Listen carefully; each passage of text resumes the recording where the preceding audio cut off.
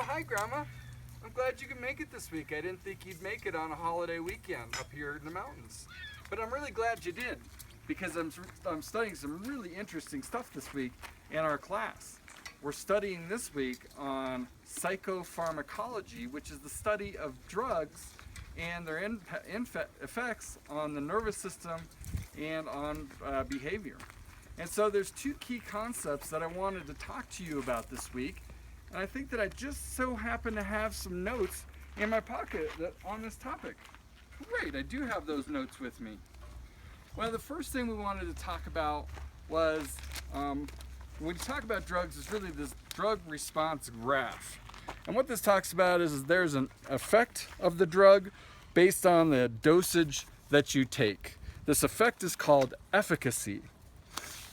And so, when we look at a specific drug, we can actually graph it out. The more of the drug you take, the bigger the effect. And eventually you get to the maximum response.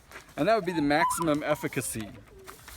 And so there's another concept that's also called potency. And potency is described as the dose when 50% of the people feel the desired effect. So as you're increasing your dose, you still have that same S-shaped curve, but eventually 50% of the people will feel that effect. That's called the effective dose.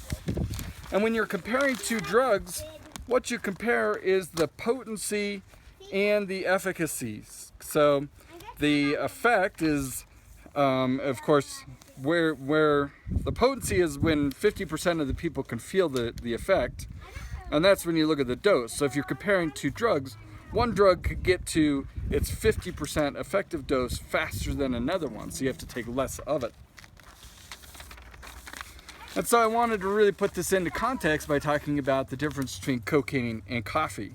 So if you think about it, I mean, the effect of cocaine is extremely fast. So a very small dose, you're going to get to your 50% effective dose. For coffee, you're going to have to drink more coffee to get to 50% of that effective dose.